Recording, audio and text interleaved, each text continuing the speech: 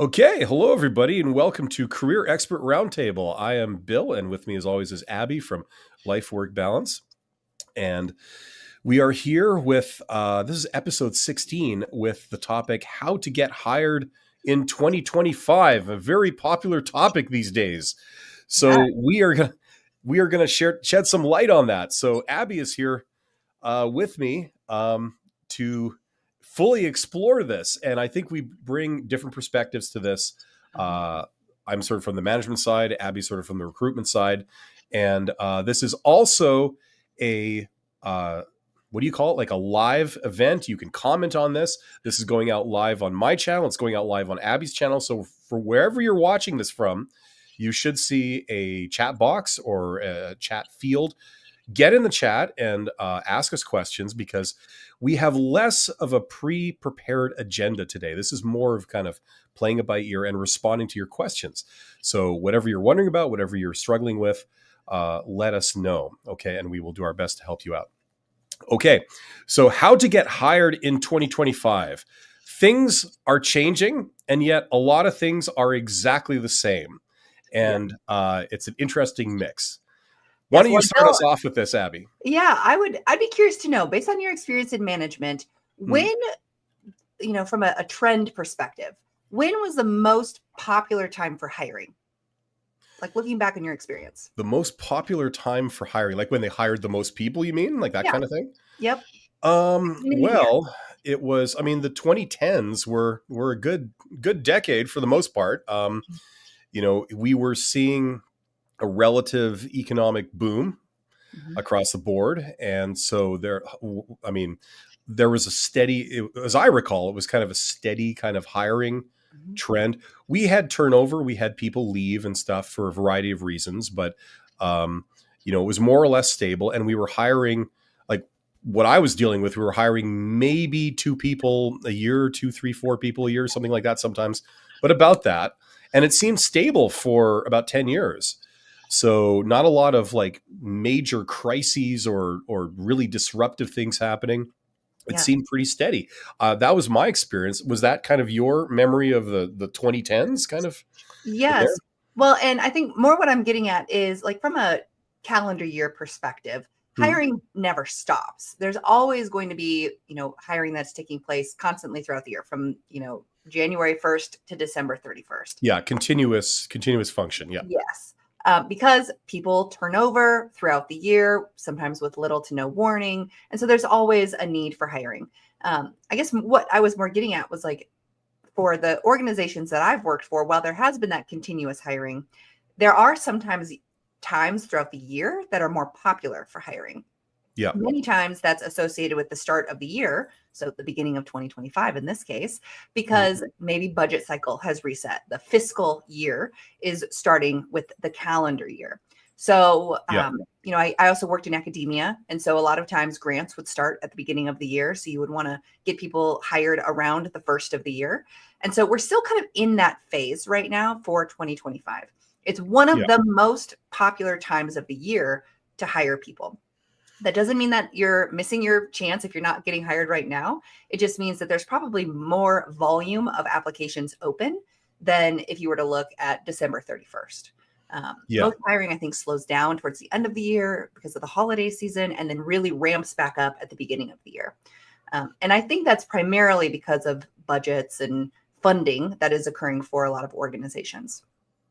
Yeah, definitely. I mean, you're absolutely right. Hiring it happens all year round. It's always there because you always have people leaving all year round. Sometimes people leave right at the end of the year in December, and you're hiring then to replace them. And then you get people that just don't work out, and then you have to replace them. And then you have expansion and growth, and you hire for that whenever that occurs. So, yeah, this stuff goes on. I'm not a super expert on the trends. I recommend like what people should do kind of regardless of the trend. If you need a job now, you're going to be looking now and you hope that it's a good time for hiring. But like a weird thing about the end of the year, like in December, is that, it's true that hiring may slow down. I mean, you would know more about that than me. Like what I know is more industry specific. So might not be generalized, but hiring slows down a little bit. But then you get people, retiring, and they usually would retire given a choice like before Christmas. That's probably the logical time to retire certainly if you work in the private sector. But the other thing is that a lot of people are not looking around the holidays, Yeah. so there is a certain amount of hiring happening, but the amount of people pursuing it goes like right down right at that time of year too. So, Yeah. it might not be the season for hiring, but you have substantially less competition if you are looking during that time. Yes. And that's a really good point because you want to be able to stand out in some way. And Mm. sometimes if there's less competition, that's when you should be applying. And it's not going to be, black and white for any organization. They might, think to themselves, oh, well, we have this traditional budget cycle that resets in the beginning of the year. Suddenly we know what positions we're given, all those things that might happen, Yeah. but it's going to continue. So I think the most important thing to remember when it comes to getting hired in 2025 is that you need to keep looking. You shouldn't just be thinking, I'm only going to apply during this period of time. If you're looking for a new Definitely. job, if you're considering looking for a new job, start as soon as possible so that you can just see and get access to all of the opportunities that will be available. And so if you are not even sure you're ready to leave your job just yet, but you're considering it, start looking at the job boards. You don't want to miss a perfect opportunity just because you weren't looking. And a lot of organizations have the ability within their applicant tracking system for you to set up notifications so that people can get, notifications from the actual website when a job that they might be a good fit for gets posted. And then, Yeah. yeah, go ahead. I gotta say that, I mean, that's good advice almost across the board. Whatever your situation is, I mean, looking for jobs, getting an awareness of what's out there, even if you're gainfully employed, even if you're working, but if it's a stressful job, or you have one of those days, it can be a very empowering thing when you, even just if it's purely a psychological thing, you see what else is out there. Yeah. So, you know, I don't know. I'm assuming other people experience this. I certainly experienced it, where certainly earlier in my career, where you're working at a job, but the thought of leaving that employer never enters your mind, because you just accept it. This is where I work.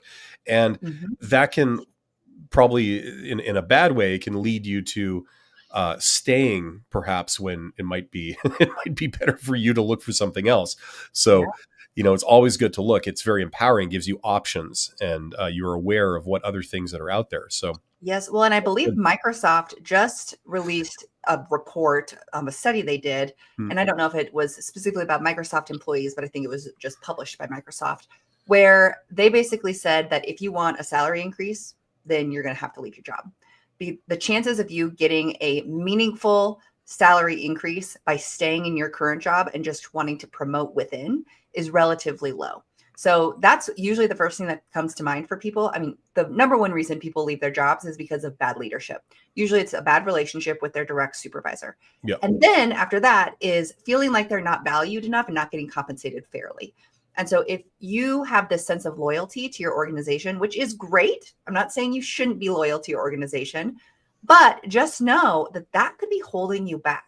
There's likely a lot of other opportunities out there where you are a good fit, where you're going to be able to make significantly more money or have a significantly better compensation package than what you currently are receiving. One of the clients that I've just worked with, she had to move states here in the United States and needed a job. So she just took the first job that was offered to her. And then she was going through the election of benefits process. She hadn't fully reviewed the compensation package before Hmm. accepting the role. And she's paying almost 400 times more. That's the right number, 400 times more Wow. in health insurance than she was at her old job. And so even though she's technically making a little bit more money in this new job, she's paying a lot more money for the benefits, which actually doesn't really even out either. So you don't want to just accept a job based off of money and think I'm only going to leave because of the money. There's a lot of other things to consider when it comes to that. Was it like to the point where she was making less money in her previous job, like net, like what she takes home? Yes. Wow. Yeah. Yeah, that's always read contracts and things before you sign them. Yeah. This is kind of the rule. And what doesn't help is now that she's in the new role, she's going, this is not a good fit for me. Oh, Granted, there are some life circumstances where people need to accept a job to make a big move in their life in general, which from my perspective, life work balance, hmm. sometimes taking a pay cut or, having some of those like drawbacks is worth it to take a step to get yourself into a position to get something better. Sometimes it can also be too rash of a choice that maybe felt the need to get away from this manager or get away from this toxic coworker, and you Yep. actually put yourself in a worse position because of that impulsive choice.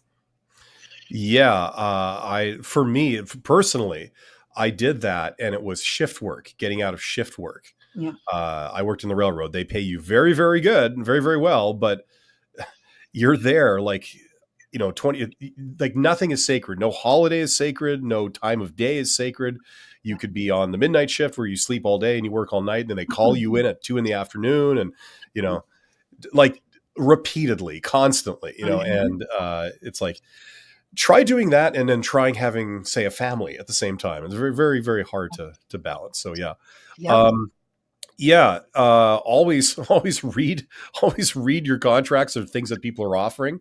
Yeah. Definitely. But I mean, even if you do all the right things, even if you read the contracts and you try and validate things and you try and verify and do your due diligence on stuff, things can still not work out. That's just a fact. There's always risk anytime you jump to anything else, right? Yep. So that's even more of a reinforcement of that principle of always be looking. Uh, Yes. it's a good thing, to know it's out there. Yes. And at the same time, if you make a change and you immediately hate it, Hmm. maybe don't make a change right away again. Maybe take a couple of weeks, maybe even a couple of months to see if things normalize. Maybe there was just kind of an awkward training moment, or maybe the manager is just a little bit more direct than what you're used to, and you just have to kind of relearn how to work with a certain type of personality. Making the choice to like leave and flee as quickly as possible isn't always the best option either, especially if you're in a new role. And so while you're looking for a new job, you want to be and gather as much information as possible. You can't get it all. You can't necessarily spend a week in your new role to get a feel for the culture and understand what it's going to be like. So if you get to a new job and you're suddenly like, I made the wrong choice, you can either leave, you can quit, maybe be unemployed, maybe your old employer will take you back, or give it a couple of weeks, give it a couple of months to see if it stabilizes, see if it changes at all. Maybe an internal opportunity in this new organization comes up. So Or not to take this in like on another tangent or anything, but uh, it's that if you do have that issue where you have like a really toxic, shall we say, boss, and that's ruining your experience at your job that you just started, you know, maybe it's that thing you got to do, the blue collar thing where it's almost like bully behavior where these people they feel they can say anything to you, they can treat you any way they want.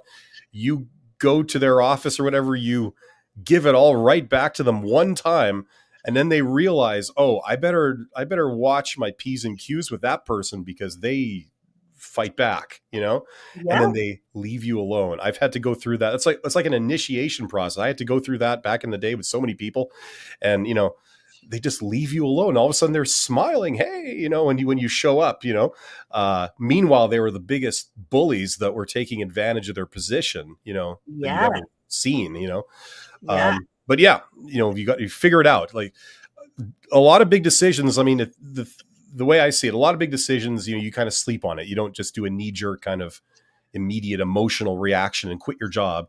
Maybe think about it for a little bit, maybe a couple of weeks if you can stand it at least, yeah. and consider what you're doing, get some options, and definitely, yeah. Yes. Well, and kind of going back to what you said earlier, too, sometimes you convince yourself to stay too long. Like maybe the benefits of your current organization are too good, or maybe you have such a collegial, friendly relationship with your supervisor that you feel guilty leaving them. Or maybe your organization is in shambles and you're working with someone else closely, and you know that if you leave them, they're going to have all this extra work. Yeah, When it you're comes to finding those institutionalized. It's always easier just to stay and do nothing. Yeah, yeah, Yes, exactly. yes. And so I do my own business now, but when I was previously employed by an organization, an employer, that actually was something that almost held me back from switching to that new one. So the last like real job where that's such a weird way to put that. The last job I had where I was employed by a formal employer, was one of my favorite jobs I've ever had.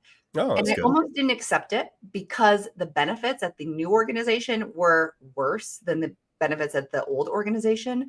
But I hated my job at the old organization. So I Mm, almost stayed exclusively for the benefits. And that would have been terrible for me. I would have become more unhappy. My husband would have definitely been like, I need to stay away from you. I wouldn't have been the good parent. There's all these things that can come from that. yeah, yeah. So you definitely want to make sure that you are staying for the right reasons and leaving for the right reasons. You don't want to make that knee jerk reaction, and you don't want to stay too comfortable either. Yeah, exactly. It's a balancing act, isn't it? Mhm. Um, there's some people, they get one job and they have the opportunity to just stay there years and years and years, just let it roll on. And sometimes it makes sense, but sometimes it kind of doesn't because you're not progressing. Yeah. Other people, they're jumping around all over the place, and sometimes that can work against you because you're not there long enough to really learn anything or accomplish anything. You know what I mean? Yeah. So yeah, it's a balancing act between that and then of course you got your personal life. So finding a job in 2025, I think the big, if you sort of looked at this at a high level, I think what probably a lot of people are wondering is it the traditional technique of sort of applying to jobs online? Is that kind of just rolling on? That's the way you do it, or is there an alternative? What do you figure at a high level? Yeah. I would say at a high level, what has been working is going to continue to work. Hmm. I would say that most people are applying to jobs online. That is, the easiest way to do it. It's the most passive way to do it. Yes. And it actually, that can be the downfall. I might be exclusively applying to jobs online and then not hearing back.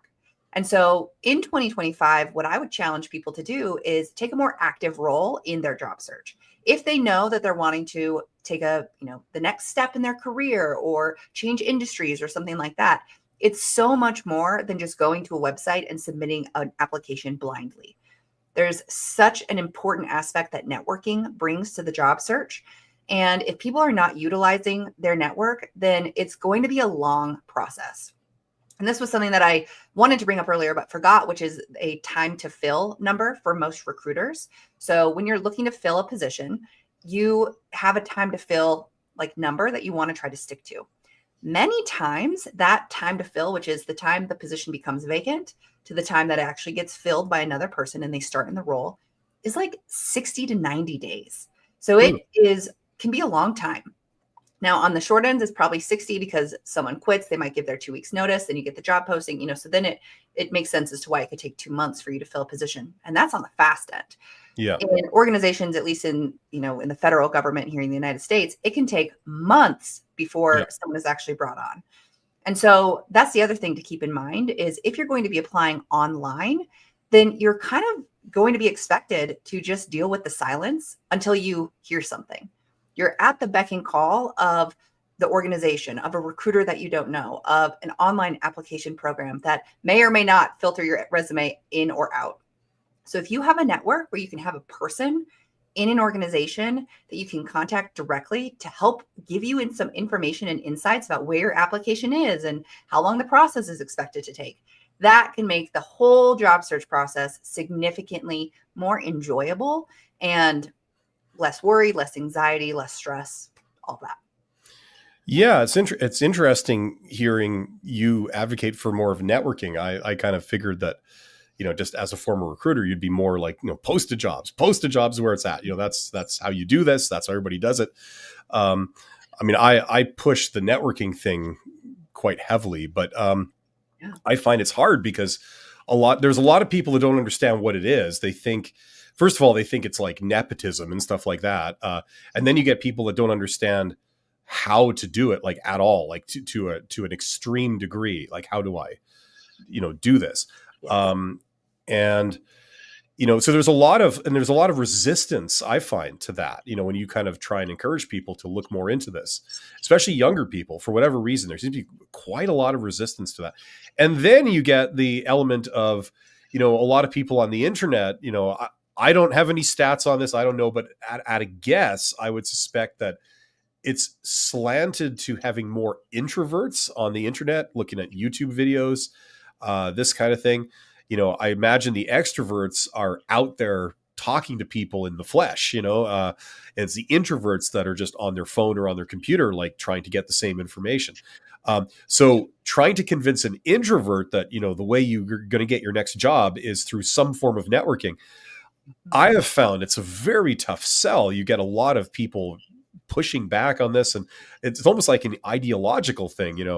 uh, I think there's a lot of people that don't want to believe that this exists and this is a thing. And it's based on an aspect of human nature, I think, Mhm. because I mean, like you tell me, Abby, I mean, one of the criterion to hiring somebody is that element of what they're like in person, right? And then knowing somebody, like knowing almost the reason you would get a what do you call it, is it called a character reference or a personal reference? Yeah.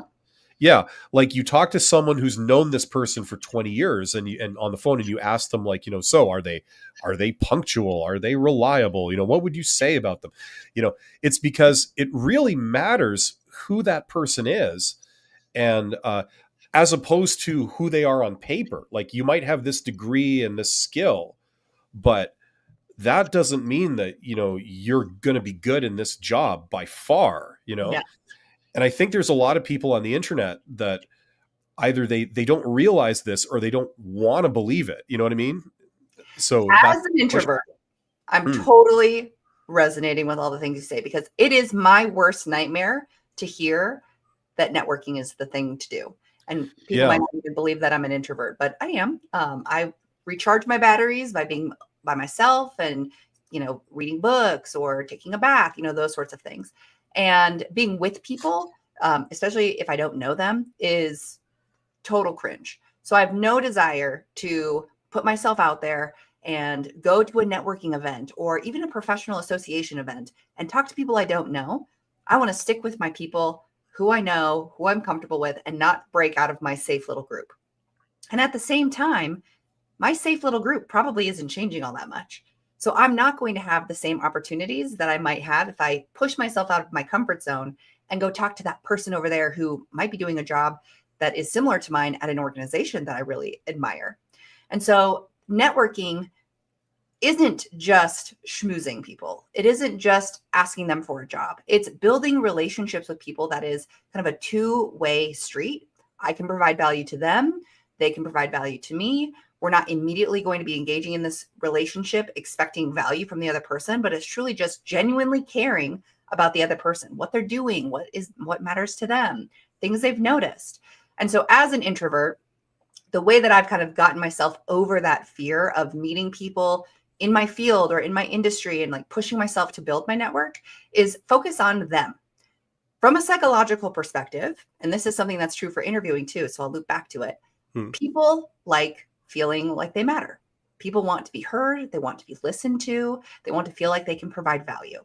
And so if you, as the introvert, ask them questions, then they're more likely to feel this connection with you, a positive connection. Like, oh, this person cares about me. Like they're genuinely curious about who I am, what I do, what matters to me, etc.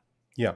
And so if I, as an introvert, just go and ask people questions and it doesn't even have to be focused on me, that's a much easier way to kind of overcome the networking hurdle than it is to feel like I have to make business cards and go sell myself to people.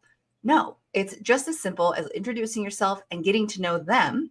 And then it'll become more of an easy, natural conversation. Now, how this relates to interviewing.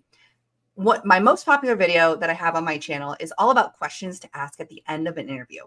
And this is the key to having a successful interview. If you feel like things are kind of like dragging along and you're not really quite sure how it goes, the more talking someone does, the better they feel about themselves and the better they feel about the conversation.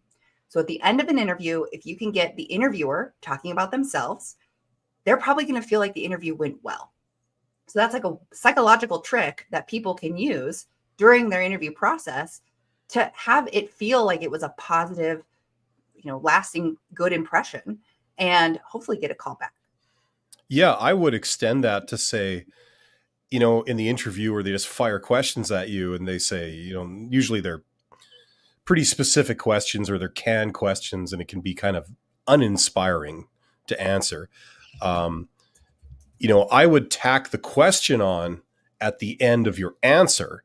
So say they come in and they say, tell me about yourself, or some, like why do you want to work here, or what are your weaknesses, or something like that. Like whatever question they ask, you give your answer. You're like, well, here's the deal with me, blah, blah, blah. And then you end with a question. You say, like, is that what you're looking for? Or is that similar to other things you've heard? Or what do you think of that? Or, something like that. So it throws it right back. And it can be the beginnings of a sort of free flowing, real conversation between two people, right? Yes. Now, And that's the yeah, key to having a comfortable interview. The yeah, uncomfortable interviews are the ones where they're kind of just robotically asking you questions and you're answering them. That's not how normal conversation goes. So if you can engage in a conversation with them and ask some follow-up questions or clarification or something that can get them talking, that makes the flow of the interview feel so much better for you as the interviewee and them as the interviewer. yeah, you definitely want to turn it, like I've said years ago, turn the interrogation into a conversation. That's what Yes. you want to try and do. And you do that by asking questions back. Instead of just giving an answer to a question, you give your answer like you normally would, and then you tack on right at the end, some form of question. Is that what you're looking for? How does that sound to you? Have you heard that before?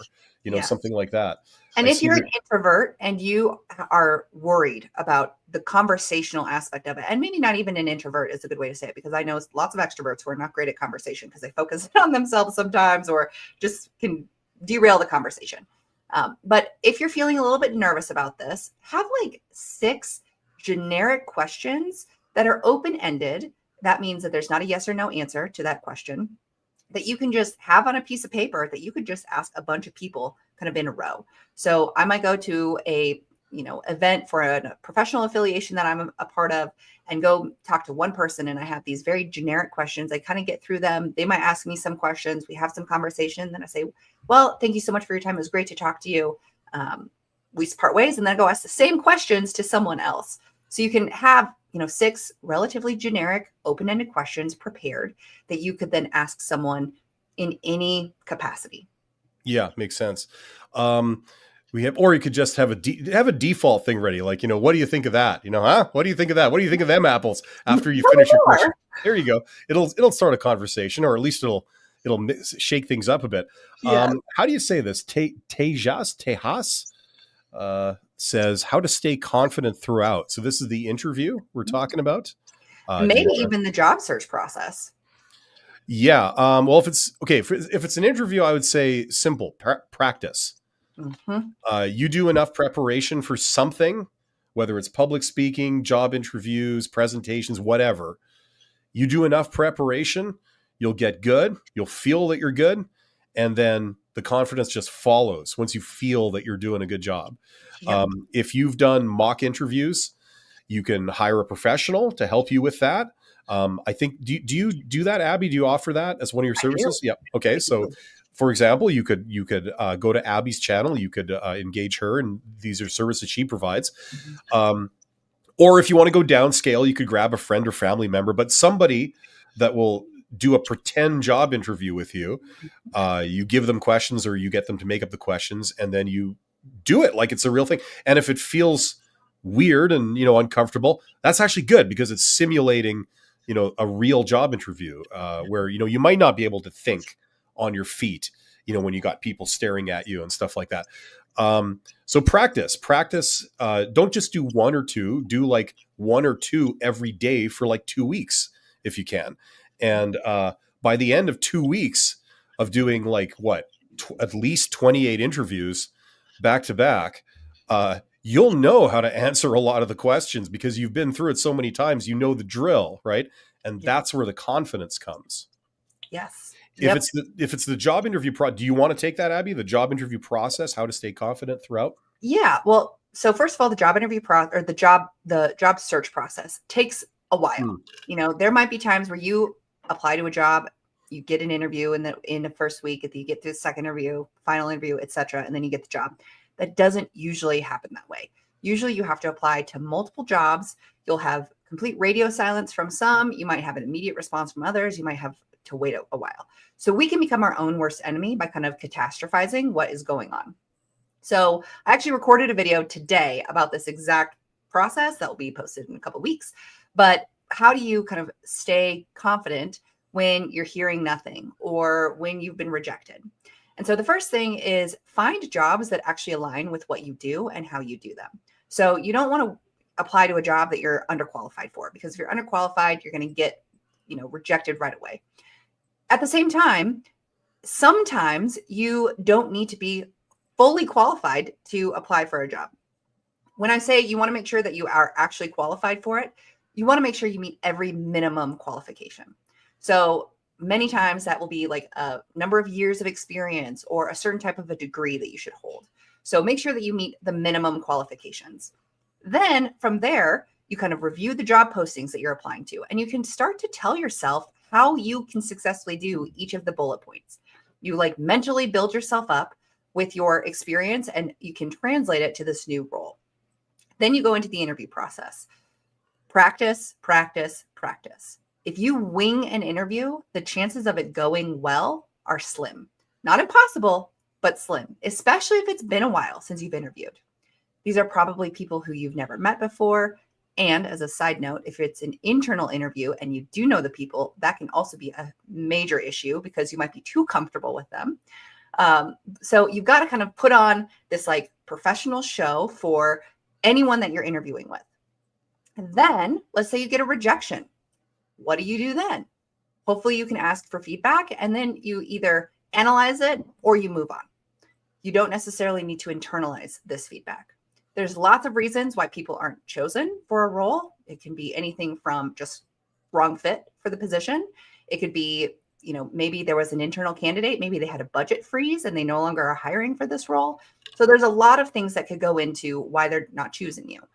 So when it comes to confidence throughout the job search and then also the interview process, we are our own worst enemies. We start to catastrophize. We fill in the gaps for the information we don't have from the interviewers or the job person, whether it's a recruiter or a hiring manager or whatever. And we start to point the reason back at us. I'm not good enough. I don't know what I'm doing. So we start to then spiral. So you've got to recognize when you start to go into that spiral or you start to catastrophize, pull yourself out of it, engage in that positive self-talk, review your resume, review your background and why you're a great fit for this role, and keep searching. You'd never want to apply to a job, put all of your eggs into that basket, and then worst case scenario, not get selected. You want to keep your options open, continue looking at the job boards, continue networking, continue applying. Definitely. Yeah. Good stuff. The other thing I would add is, this is the psychological stuff. This is like you've got some background in this, but, just for me, I think that you need to realize, if you don't know this already, you need to realize that the single biggest reason why you're not getting hired is simply random chance. That's all it is. If you can dig a hole and fill it back in, there's a job out there for you. And there's an employer looking for someone with your skills right now. The problem is you're over here, they're over there, and you're not connecting, right? There's no connection between you. You go to job interviews, you go to several job interviews. Eventually you get hired. Somebody says, I pick you. Now they're looking at pretty much the same resume as everyone else was, because your resume hasn't really changed. You still got the same stuff on there. The answers to your interview questions, what are your weaknesses? What are your strengths? How much money do you need? They're pretty much the same too. Yep. Your general performance is pretty much the same, more or less, every interview you go to. So why is it that some people look at you and they go, they know in the first 2 minutes, now we're not hiring you. Yep. But then, another person says, oh, you're the best person that we've talked to. And then they offer to give you an offer.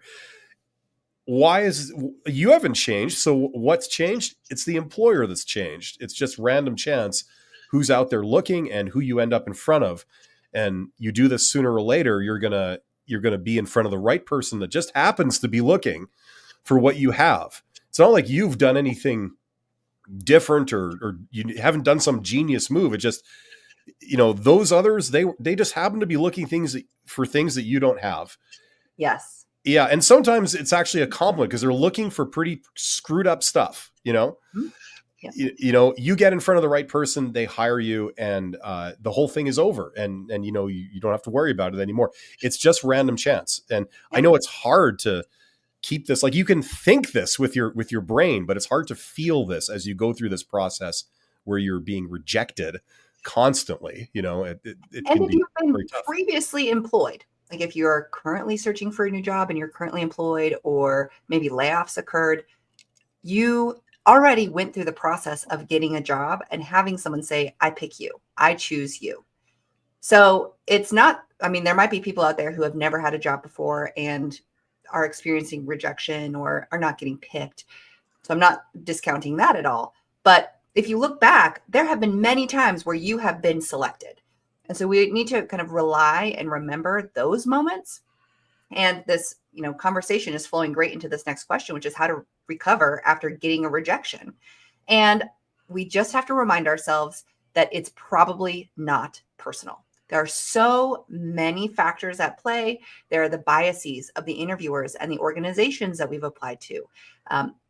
Yes, there may be the single common denominator of me being a terrible interviewer and just not getting it right. But with enough practice, with enough preparation, I likely can overcome that. So it's kind of just fate that will align. The stars will align eventually to get me into the right role. And so, Definitely. how to recover from this? We got to remind ourselves that it is not personal. It's probably not us. It's probably all these other factors at play. Now, sure, there might be some moments where it truly is me being the problem, but in most cases, it's not me every single time. Yeah, and there's a lot of stuff that I've done where I could just, like, in my life, I could just sit back and, like we were talking about a moment ago, like, you could just stay in a job. It's comfortable. You're making money. You're familiar with everything. It's reasonably enjoyable.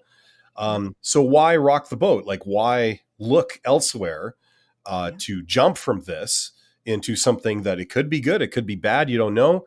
You know what I'm saying? And I've intentionally pushed myself many times in my career to jump. I figured I've been here long enough.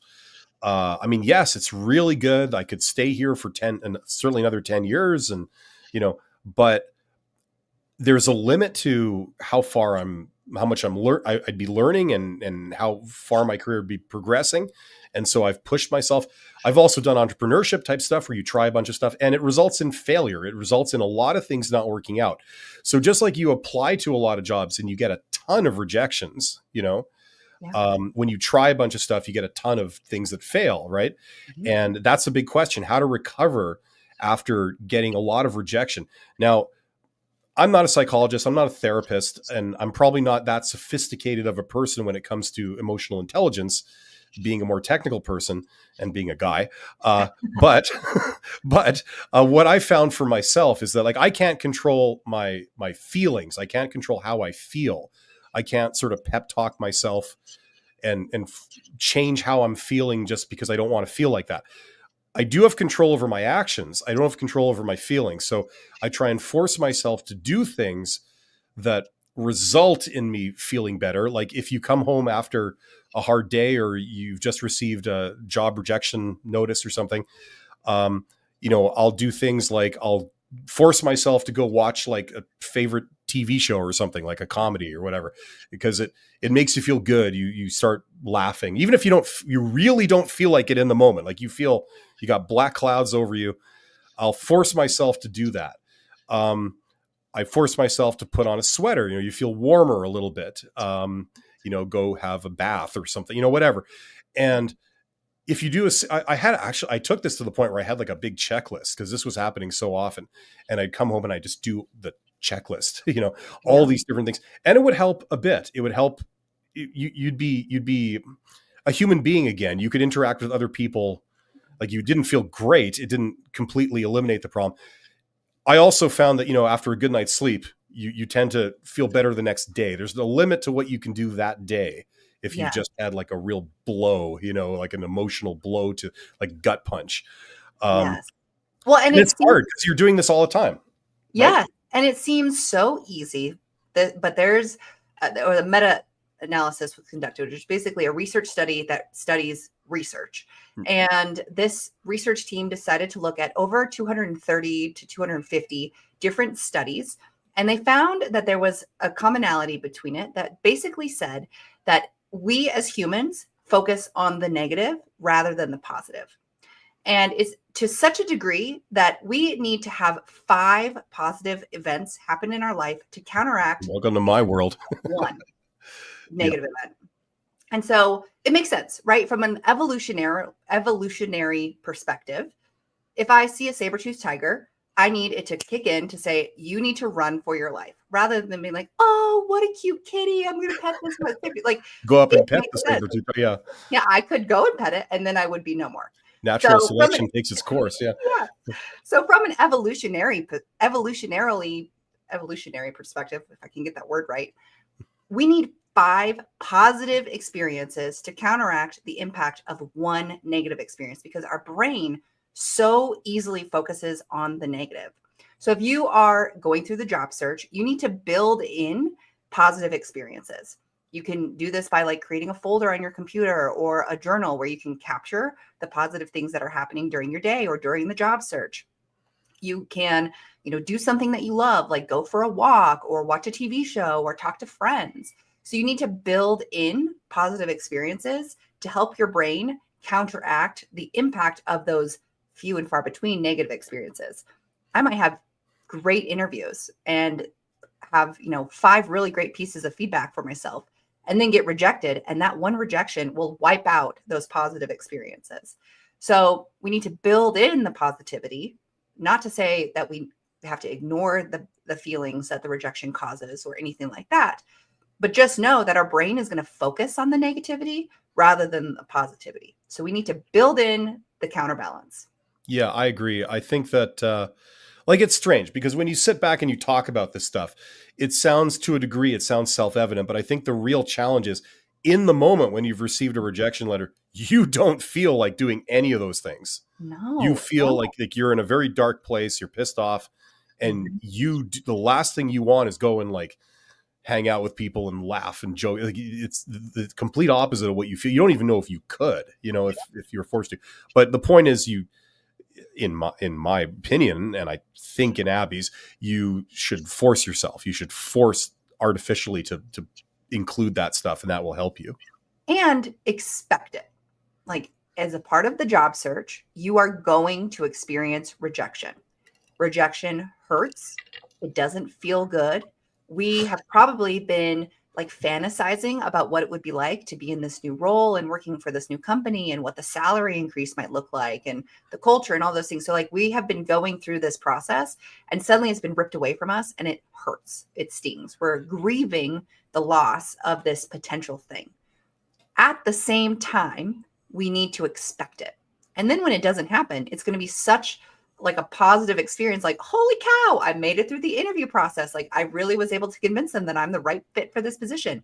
They want me just as much as I want them. And, it's the same thing about being rejected in relationships and friendships. Like it doesn't make it any easier and it still happens. So there are things that we can do to try to set ourselves up for more success, like preparing for our interviews, practicing, doing all of those things.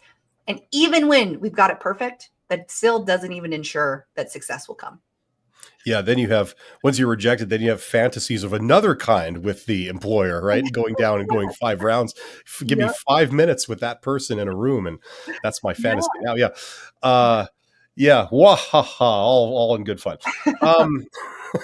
Yeah, no, there's something that you said not to perpetuate the fact that I'm slow or anything, but there's something you said at the beginning of the live stream that just sort of sinking in now. You mentioned a study by Microsoft about, how would you make more money, and would it be by staying in a job or by moving around? Yeah, that to me, it's like they've proven the self-evident truth again, that like if an employer has you and you've stayed in a job for a while working for a certain compensation, if you just go back to them and say, would you like to have me continue to be in this role, but only pay me more? and Mhm. they say no, it and everyone's surprised. It's like, well, Ah. to them, you've just proven what your value is, so you're asking for more than your value. And That's how you've they see it. probably been doing work that might be above the value that you're getting paid Yep. for a while, and you have been content with that. So Yeah. why would they pay you more when they're thinking that you're content with getting paid what you're doing? And now they're saying, oh, well, what you're doing is actually the value that equals, even though there's probably additional responsibility you've taken on and things that are outside the job description, which, the thing that they kind of put in each job posting to capture that is like other duties as required, because that just could be anything. But you're probably proven that you're worth more than what they're paying you, but you've been doing it for long enough that you've kind of changed their perception of what you're getting paid and what you're worth to be the Yeah, same. they're happy to do it. They're in this like, Mhm. pay range or pay bracket, whatever, and they're doing it. And so that's like the steady state. It wasn't a one-time only thing. Yep. They've been doing it for a while, so that just goes to prove that you can get someone in that pay range to do this job. There you Yes. go.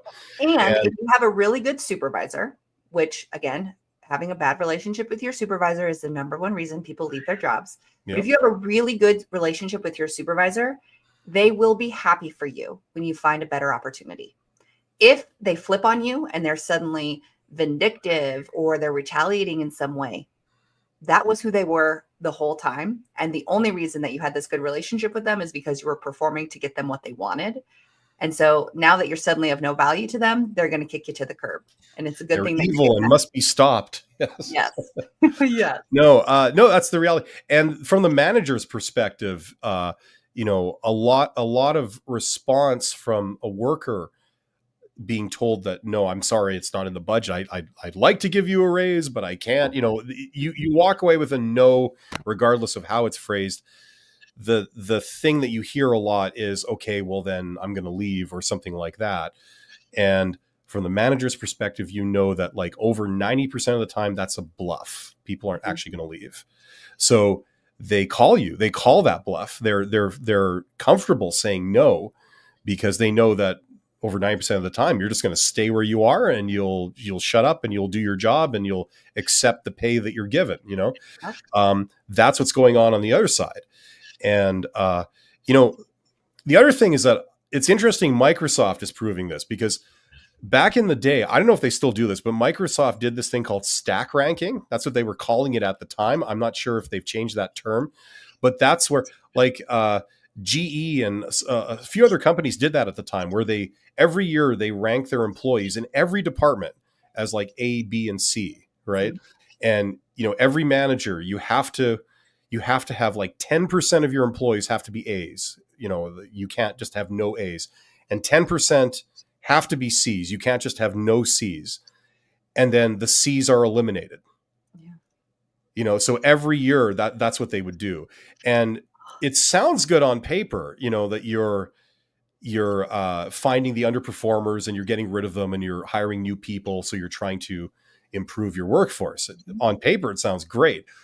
The problem is, in reality, it fails miserably because think about it. If you're working with other people on a team or in a department, and that at the end of the year, one of you is going to be fired for underperformance, are you wanting to help that person? Yeah. Or would you be given the incentive to perhaps sabotage them so they look bad? Yeah. Well, Right? it inherently creates a divisive environment. Like, why Oh, would it's I a terrible trust environment. any of the people that I work with Hmm. if I know that we're actually competing against each other for our job for next Yep. year? Yeah, exactly. So you're in competition with all your coworkers instead of being, working, like pulling on the same side, right? Yep. So terrible idea. And I know that Microsoft did that. I worked for G at the time. That was Jack Welch's big thing. He brought that in. But I know Microsoft did it. A few other big companies did it in the States. And there were some issues, shall we say, with that corporate culture because of it. Well, and I would say that not necessarily in the exact same format is occurring, but it's still pretty popular, I think, with organizations. Like, for example, my husband works for an organization where basically if anyone scores like the top on the performance management scale, then they're like very suspicious. So they want Okay. everyone, they're expecting everyone to be like right at the middle, which doesn't really give people any incentive to perform better, because even though they're performing at a higher level, they're not being recognized for it. And I was a part of an organization that was anti-conflict and just ranked everyone at the top.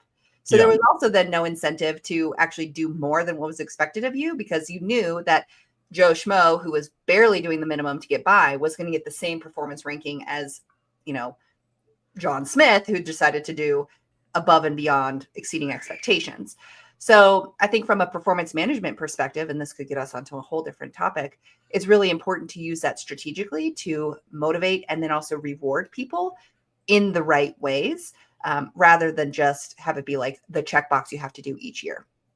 Well, I don't know. I mean, this is all part and parcel of the aspects of corporate HR that I don't like, because what they're saying, and this is explicitly discussed at high levels. I have been a part of discussions like this where they basically don't trust their middle managers and supervisors to do their job. They it's part of large organization mentality. It's based on not empowering people. Everything has to be approved. Everything has to, you know, you can't just make a decision. It has to be approved by several levels of people. Those decisions tend to bottleneck through the people higher up. Small company culture tends to be the opposite of that. They tend to empower people by the nature of the work that they do. Yeah. You can't observe all your employees all the time because you are all doing your jobs. You don't have time to just check up on people. So, you know, any of these schemes to sort of, you know, supposedly improve the quality of the workforce, I think they all backfire, because listen, if somebody is underperforming, you need to deal with it. You need to try and work with them. And if you can't work with them and you've done all the due diligence stuff and it doesn't improve, you need to get rid of them. It's just that simple. If someone is doing a great job, you need to reward them. If they have the capacity to work at a higher level, you'd want to consider them for promotion. It's just that simple.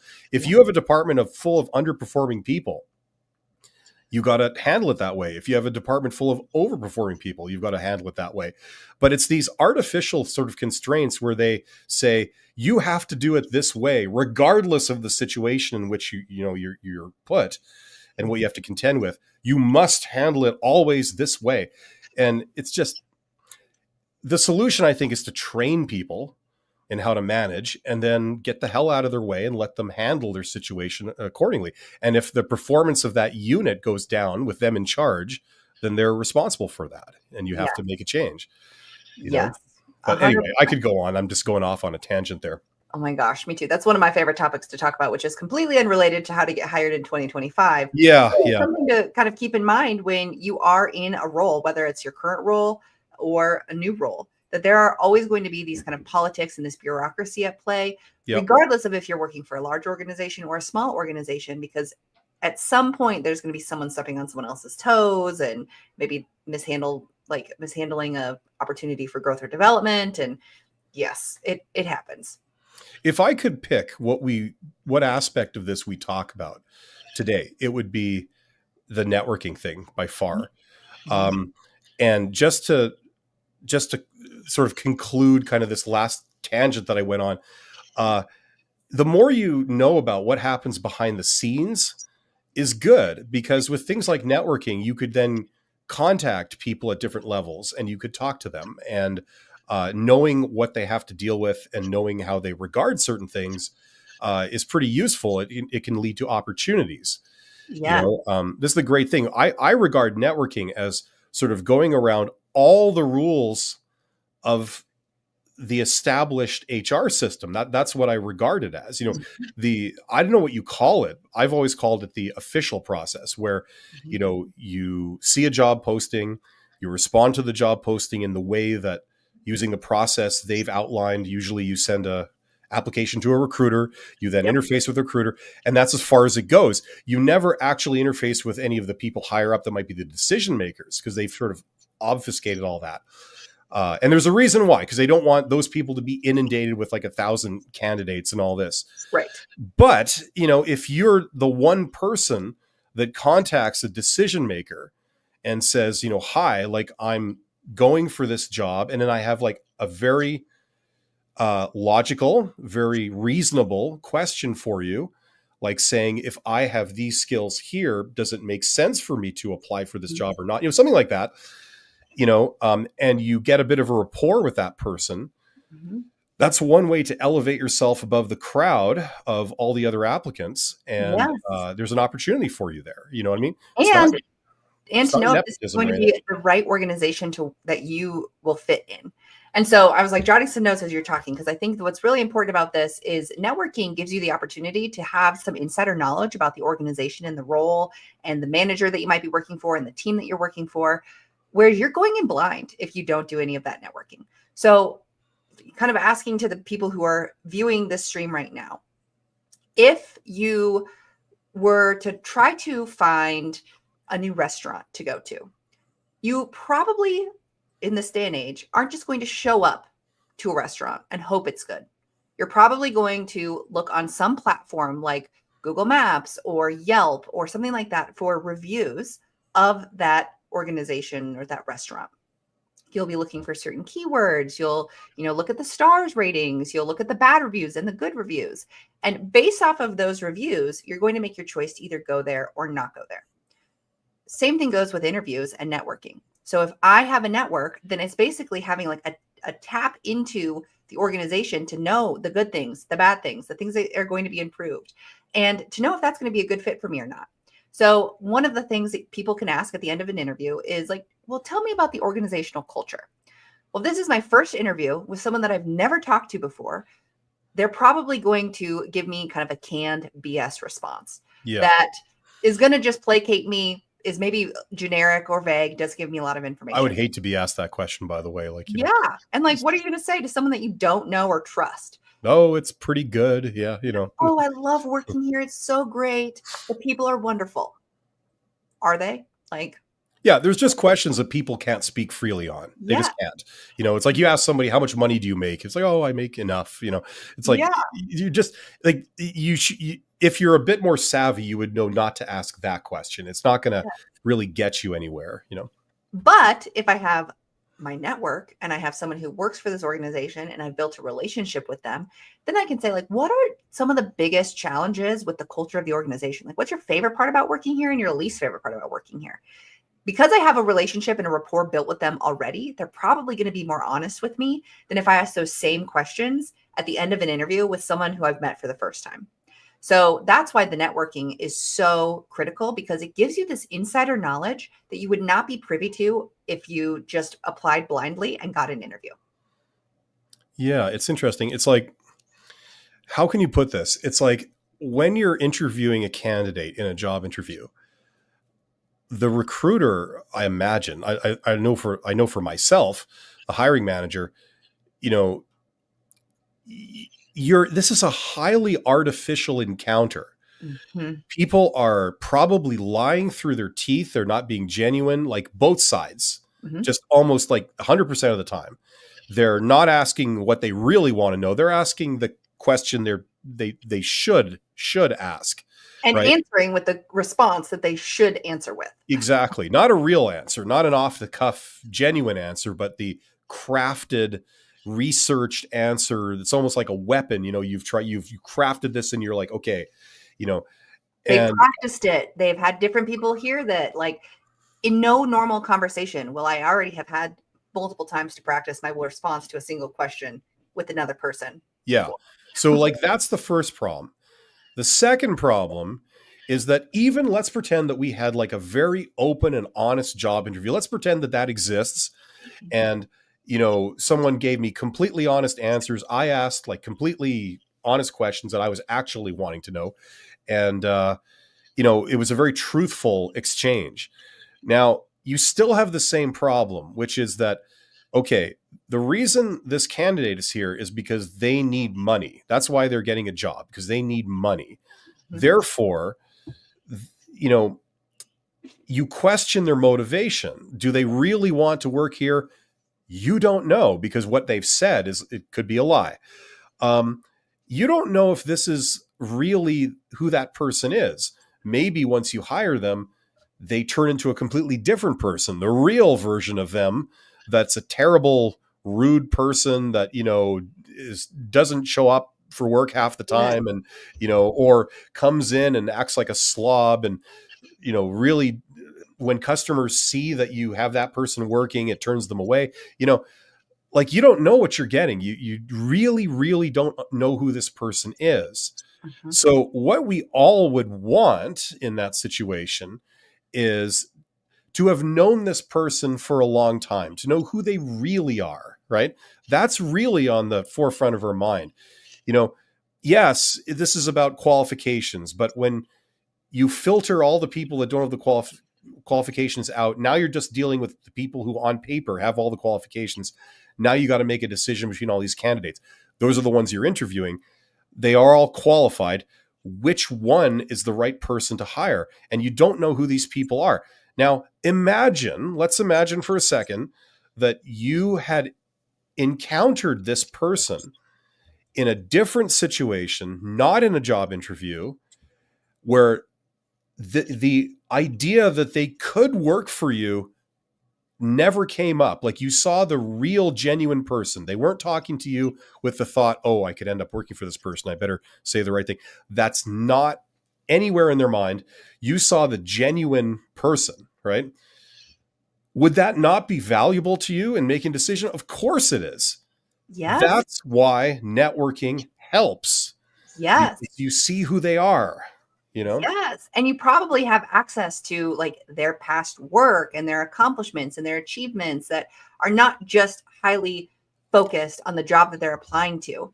And it's kind of one of those reasons why I'm almost changing my opinions on AIs in interviews. Because it's such an artificial environment anyway. Like, I could Yeah. not use AI to help me answer questions and still lie through my teeth and make up responses. And so I think that it really will come down to the organizations and recruiters and hiring managers with trying to create a more natural environment, which it never will be fully natural. I mean, like, even thinking about working, like, I'm probably very different when I show up in my professional capacity than I do in my personal capacity. So I'm still I'm the same person, but I'm showing up in different ways for different reasons. And so we're never going to truly know the like true, authentic, genuine person, but having some way to get us to that point, I don't know. It's got to get that way, because otherwise AI is just like going to be the way of the future, where it's just going to be Well, yeah, I computers mean, for us. The AI discussion, yeah, that's like for the job interview. We can get into that.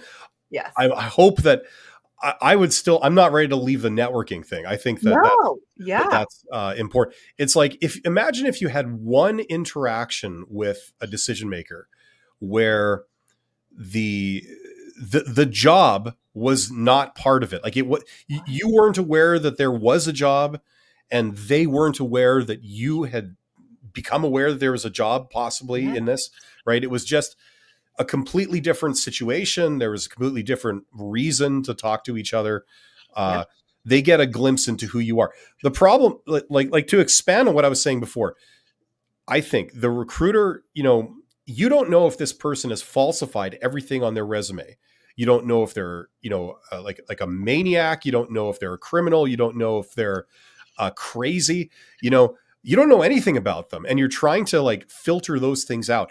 That's why we contact references and things like this. It's like some real, phoning it in, literally effort to try and, assure yourself that that's not the case, right? Yes. But you really don't know who you're hiring.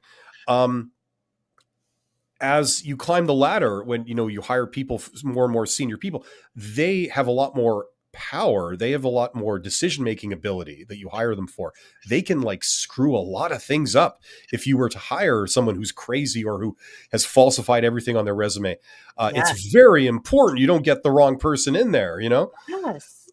and this is why they resort to networking as we go higher and higher, because you want more assurances that you know exactly who this person is. They're not some stranger that you just met, Yes. and Yes. that's the biggest barrier, the biggest problem. Yes. And if I were to say to, someone who I trusted already and had a relationship with them, oh gosh, I'm looking to fill this position. It's really important to me that I find someone who has these types of characteristics and qualities. Like, this is going to be the tough aspect of the job, and this is going to be something that I think they'd really enjoy. And someone comes to mind for them and they say, hey, I think I have the perfect person. I'm going to immediately prefer to talk to that person over anyone else who has applied to the role. If you said that to me and you and I have worked together for years, therefore, presumably I trust you. I know you know what you're talking about. And if you're recommending someone to me, you're staking your reputation with me. If I then check out this person, they turn out to be a complete like non-starter, like someone that's just totally inappropriate, then I'm not going to think very highly of your judgment from now on. If, you recommended that to me, seriously. So you're taking a bit of a risk, in doing that. Yes. Well, and we had a comment come through that's kind of related to the networking question, because it also refers to the Myers-Briggs and like your personality type. And so it says, I know Bill is a Myers-Briggs type ISTJ. I'm an INTJ. And just for the reference, I'm an INFJ. Okay. So do we have any suggestions on how INTJs can build or leverage their networks? And I have some ideas, but what about you, Bill? Does anything come to mind for you with the Myers-Briggs type indicators? Well, the only thing I would respond to really is the I, like the introvert. And so I assume that this person would be much more comfortable doing it through, say, social networking than they would face to face, So that's the only sort of general guideline. And I mean, you can do a ton of things through social. Like, I mean, I built up a consulting business just doing this with LinkedIn, just contacting CEOs, not like people lower down, but just CEOs of companies in my region over LinkedIn. Like, I don't know them. I've never dealt with them before, and then just reaching out to them. And then getting things like informational interviews of a lot of them and then meeting them in person. Now, it's different if you reach out to someone, say, online, and then they invite you in. Right. They say, sure, we can talk. I have some time next Thursday at 4 or whatever, if you can meet me here at this Starbucks or something, so it feels different. It doesn't feel like a job interview where you're treated like cattle sometimes, and you're not really, this is like, they're asking you to come down, they're inviting you in, you have permission, and they seem enthusiastic about it. So, okay. So it's a totally different vibe than, say, a job interview. They wouldn't do that if they didn't want to talk to you or, they had some problem with the whole thing. You know what I mean? And this is good because you want those people to be filtered out. The only people that you would do this are people that, genuinely are interested in speaking with you. Yes. So it's a totally different dynamic. So as an introvert, I had no problem doing this because I got a personal invitation from them to come and do this. So then you do the thing in person. And like you said, Abby, if you know that all you're going to be doing is basically asking them questions about them, it's really not that hard. You could sit down with anybody. I've sat down with someone who had a PhD in psychology that ran a mental health institution, like a hospital. They ran a hospital. And I ended up talking with them about, does any of Freud's theory still apply or not? And they're surprising. They were saying like, yeah, we have a lot of faculty that, that study Freud and they still apply a lot of that stuff. I thought I didn't realize that. Or sitting down with someone who runs like an aerospace manufacturing company. All you're doing is you're asking them questions about what they do and why they've done things in their past. Anyway, I've got to the point right now where I forgot what the original question was. I think it's to do with introverts, extroverts, like in this thing, it's on the screen. So, as an introvert, you would do it that way, as opposed to going to an event where you don't know anybody and then just trying to strike up a conversation with people that are there, go and mingle and meet people that way. Some people, they do that and they do a damn good job of it and they enjoy it. But for me, being an introvert, I don't. I can do it, but it's not my first choice. I'd much rather do it online where you can see who you're going to talk to and decide for yourself if that's the person you want to talk to. That's the only real thing. The STJ, like S is sensing versus, is it intuition? I think. Mhm. Yep. So intuition, more kind of touchy Like feely, listen emotional to your gut. intelligence. Yeah. Yep. T is thinking as opposed to feeling, I think, Mhm. right? Yep. And J is judger as opposed to perceiver. Yep. So judger is you like make instant decisions, like this is good or this is bad. This person's Yeah. an idiot or they're not. Perceivers, they kind of leave it open more, right? That's the Yep. idea. Yep. Well, and I would say for an INTJ, Mm, if that's more of your personality style, you would want to leverage your existing relationships because INTJs tend to have like a small, close knit circle of trusted individuals. And so you can start by reaching out to those individuals and asking those contacts to like introduce you to other people in their field because that approach might feel more natural because you're building on the relationships that you already have and that you trust. The other thing when it okay. comes to utilizing online platforms, LinkedIn is a great opportunity to do this because you can really craft a really strong profile that highlights your expertise and your goals. And then you can strategically reach out to other people through, informational interviews or ask them for advice and connect to them without having to do the like in-person conversation. Hmm. At the same time, INTJ personality types are more thinking versus feeling. So they like to, have access to information and learn. And so the types of in-person events that they might want to engage in that they may feel more comfortable in are like those specialized events. So, conferences, seminars, webinars type events that are in their area of expertise, or like professional groups. Some of these might be on LinkedIn that you could join. I'm a part of several professional groups on LinkedIn. Other might be, groups that are in your region or location. And I think the one thing that will kind of be the common factor that connects all personality types would be practicing active listening. So when you're looking to build your network, you want to be able to ask insightful questions, to then listen to what the other person has to say so that it can help you build stronger, more meaningful connections with the person that you're interacting with. And asking those types of insightful, strong questions can then encourage other people to share more. And that helps deepen the relationship. It builds trust, it builds authenticity and vulnerability, maybe. And so I think asking questions is kind of like the key to any type of relationship, regardless of what your personality style is or is not. Makes sense. The in my mind, doing informational interviews is like the ultimate active listing because the only things you ask are based on what they've just said. So if you say, oh, like I like your office, it's huge or something. And then they say, oh, well, it's because this building is old. It was built in 1932 and blah, blah. They build the new thing over there. And this is the old one. And you go, oh, why did they build the new thing? Oh, well, because we expanded, we got into this business, Oh, that's interesting. Do you come from that business, or is that your core competency, or Yeah. and like you just build like everything that they say, and people love to talk about themselves. Like Yep. they feel flattered that people care about them.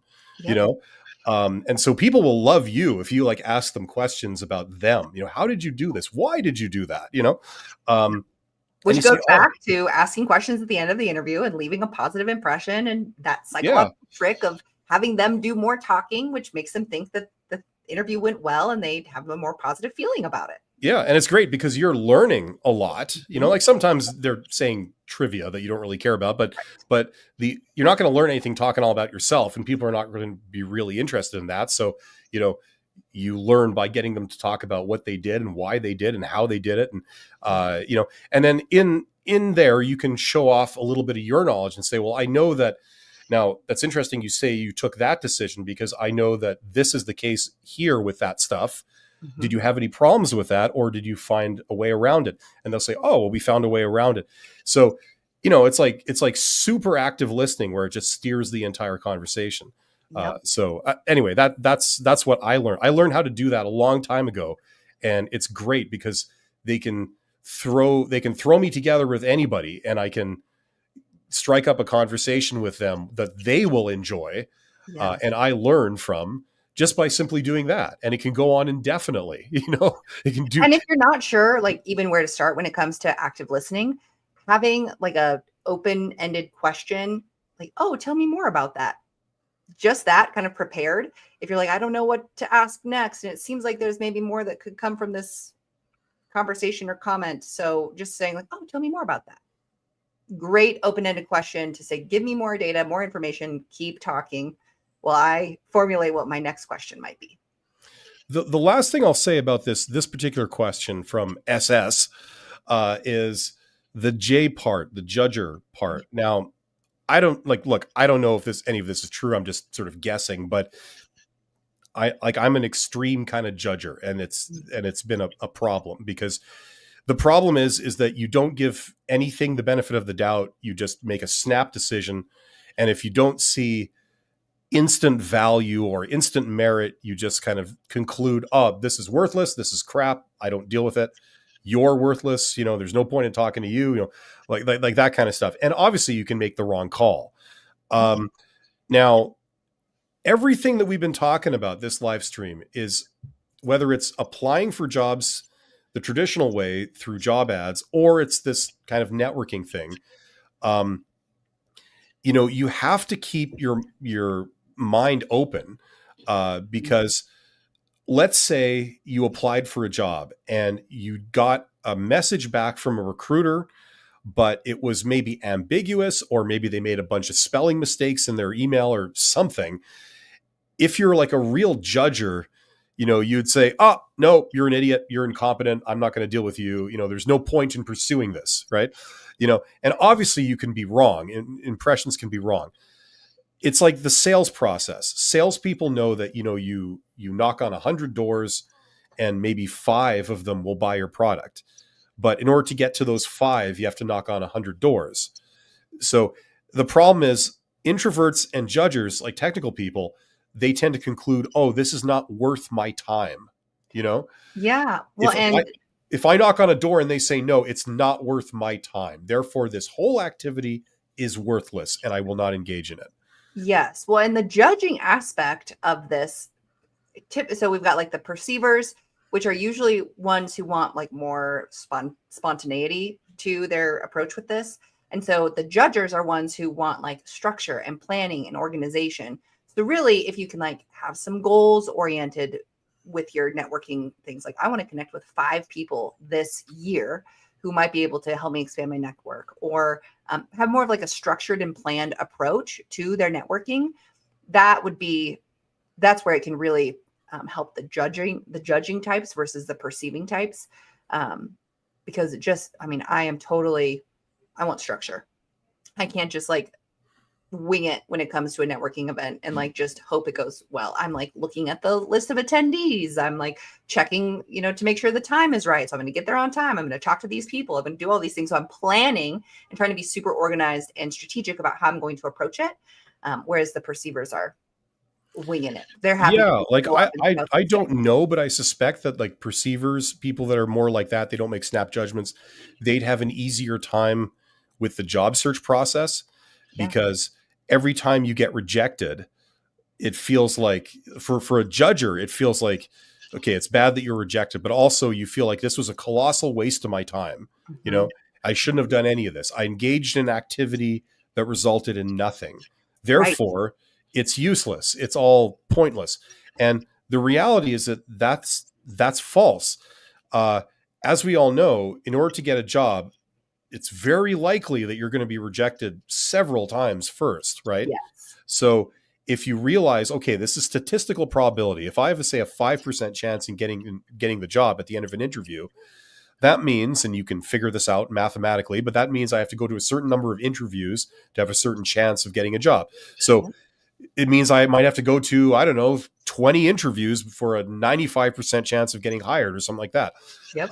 So you could look at it that way. That's the reality of what's going on here. It's not wasted time. It's not wasted effort. And networking takes time. You're not going to just have a single conversation with someone, be best friends, and have access to everything they need to know to ensure that you're going to be the right hire for a role. So as a judger who wants, kind of that structure and predictability and like maybe even some of that like instant gratification, if I don't get that, I think it's a waste of time.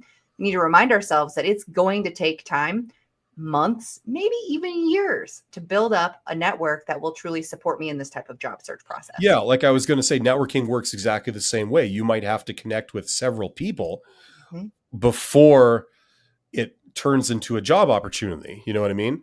Yeah. You talked to several people. It was fun. You know, you enjoyed it or whatever, or maybe you didn't enjoy it, but they just weren't looking to hire someone with your skills right now anyway. So, Yep. you know what I mean? Like, but sooner or later, determined by statistical probability, you'll connect with somebody who, unbeknownst to you, they actually are looking for someone in their organization with your skills, Yeah. you know? So if you kind of, connect with them, they end up liking you, they have a pleasant professional interaction with you. Um, if you were to sort of go away and then come back and say, I was thinking about what you said, and that makes a lot of sense. And if ever you guys are looking for someone, can do that, like let me know, because I mean, what you said or what I learned about your organization, it's actually really interesting. And they might turn around and say, hey, actually, we might have something. Why don't you come back and let's explore it, right? Yeah. So it's not wasted time. It's just the nature of this type of work. It's like throwing darts at a dartboard. You have to get several misses before you get a hit, Yep. usually, right? Yep. And I think the judgers, they don't like that type of activity. They're used to doing things that, if I start a task and I put in work, I get a payoff. The task is done. I have an accomplishment. It does some good. It's predictable. Yeah, exactly. Yeah. Not a second of my energy goes to naught. It all directly results in some kind of positive result. And that's what they're used to. And they don't like things like the sales process where you just pepper everything with opportunities and only one or two of them work out, Yeah. you know? Absolutely. Well, we Anyway, did have one other question come through the chat, but I am getting ready to probably log off soon. okay. Okay. No problem. And so I think maybe we can touch on Is that it this question and one then here? wrap it up. We got this. Yeah. Yep. I think Let's just Melissa. get through these very quickly. Why don't you take Mhm. this? Yeah. So Melissa Johnson, which is the comment right below this one, Okay. said, are you mad at me? A good follow-up question. I would need a little bit more context to answer that Hmm. question. I would say that framing it in that way, this is where like the anti-conflict person in me kind of comes out. You want to be a little bit more diplomatic with, I think, this type of question, unless you're dealing with a very direct person. And if this is in relation to an interview, then you probably want to go more of the diplomatic route. Like, is there something I said that may have offended you? Or is there something I may have said that may have upset you? Something like that, rather than just blank, are you mad at me? And it's also hard for me because it hasn't happened to me personally to imagine being in an interview where I would have to answer this type of question or ask this type of question. So, what do you think, Bill? I think it's not a good question. I Yeah. think that whichever way you phrase it, as long as the same meaning is conveyed, it doesn't result in anything good. It Yeah. shows that there's a disconnect, people are upset, or there's the perception of people being like, it's not good. So there's nothing you can do to remedy the situation, Right. I mean, if somebody asked that to me, I mean, maybe if I felt comfortable, I'd say I'd want to kick you, actually want to kick your ass, just ha ha ha, right? Goodbye. I Right. mean, We're it's ending just, this now. yeah, it's just listen, we all know that there are some job interviews out there that really suck.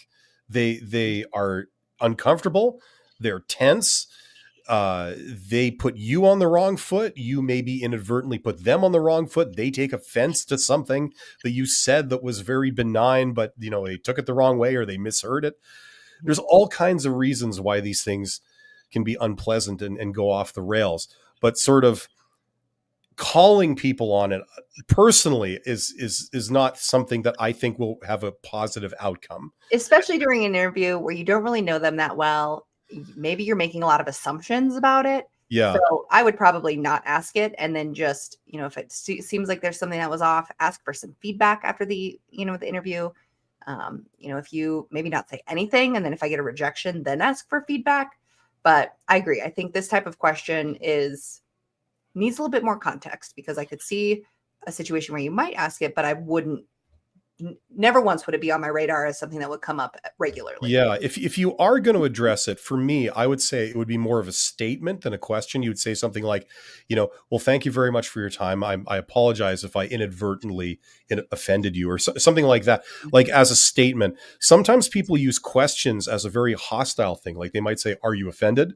And it's kind Yeah. of, things like that where it's, either you say, "Yes, I am offended," or you say, no, and that's kind of like forcing you to back down, and playing Yeah. all these kind of games. So I would not ask that. I would think of, go and watch Abby's video on what questions to watch, what questions to ask after the at the end of the interview. Mm-hmm. Right? There's some Yep. good ones in there. So that's what you might want to say. Yep. Yep. There was a couple. I don't know if you have how much time you have, Abby, but just people with real colors come out within 60 days. Okay. Yeah, exactly. Like you hire someone and then you start to see who the actual person is. Wouldn't it And be you might be great? able to, yeah, you might be able to skip over all of that if you have a previous relationship with them.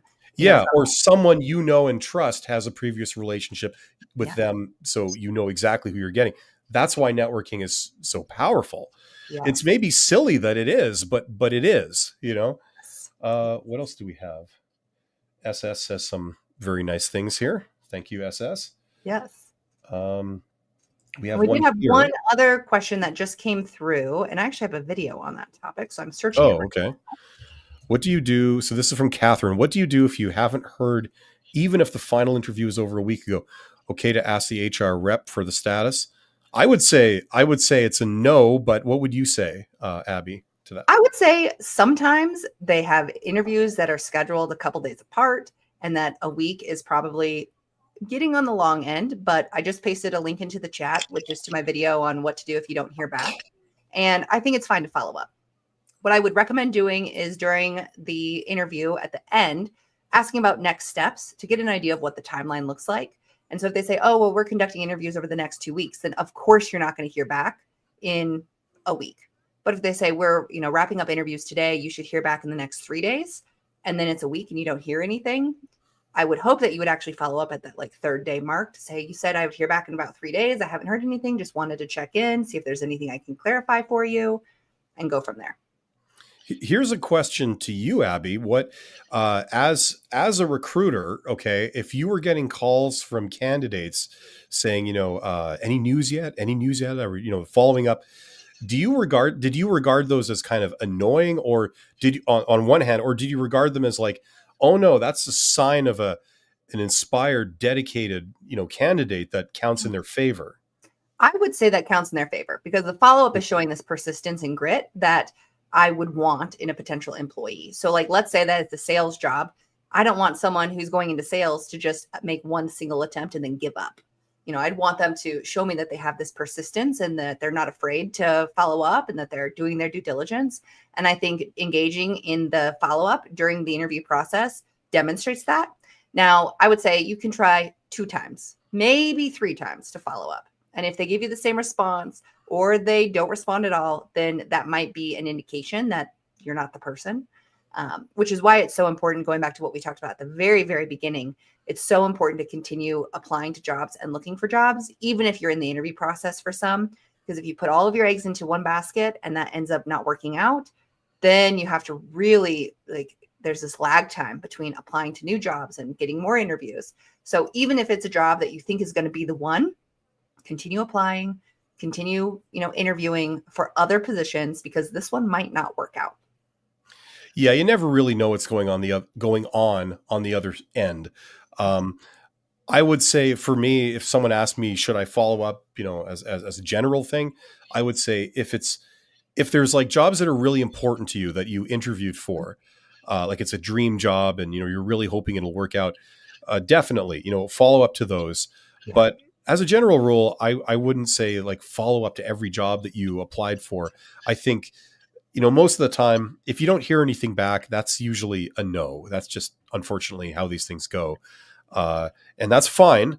So the thing to do if it's a no is just to keep moving forward rather than looking backwards, Yeah. So, and also you got to be practical about it too. Yeah. Well, and the other thing to consider is does this person have all the information? So if it's an HR rep who you're contacting, they might be this middle person who doesn't actually have all the information about the job and what the decisions are going on. They're just like the messenger.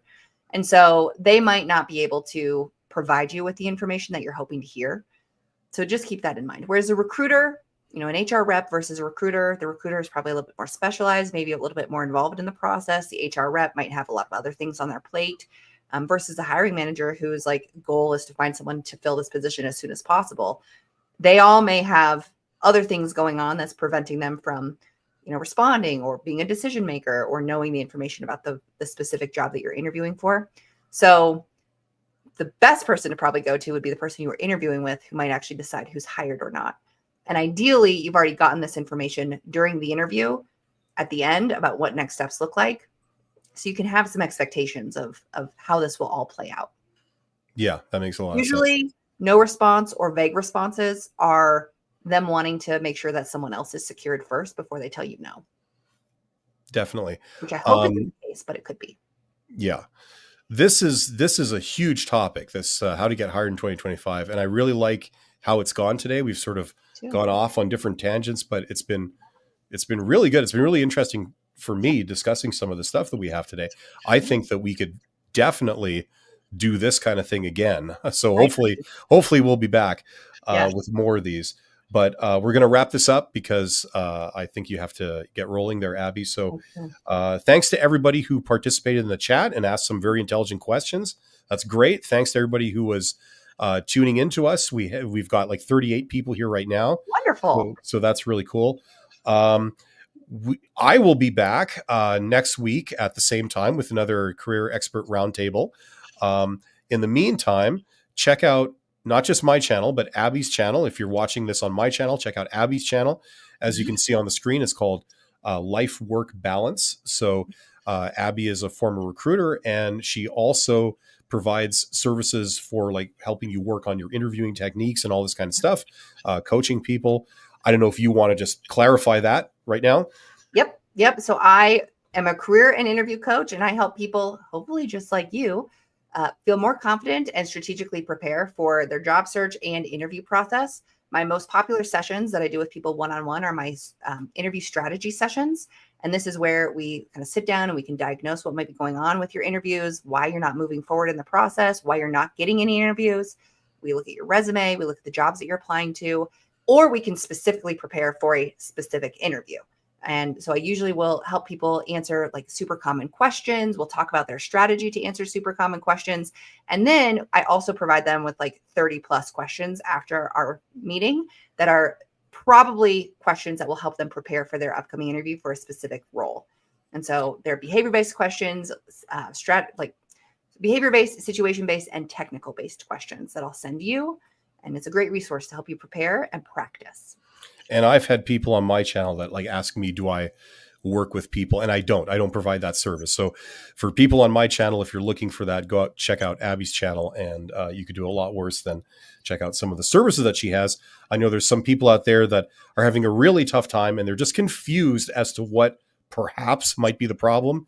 And so that's where maybe some coaching might help. So check that out. And I usually do just a single session with someone, and it helps boost their confidence and help them just feel overall more prepared for the role that they're interviewing for, and get a lot of good feedback from people who have had success after our sessions with moving forward in the interview process. Right on. Excellent. Okay. Thanks to everybody who was here. Hopefully we'll see you next week, where we'll probably explore a topic very similar to the one we did today. So thanks very much and take care. Bye, everyone.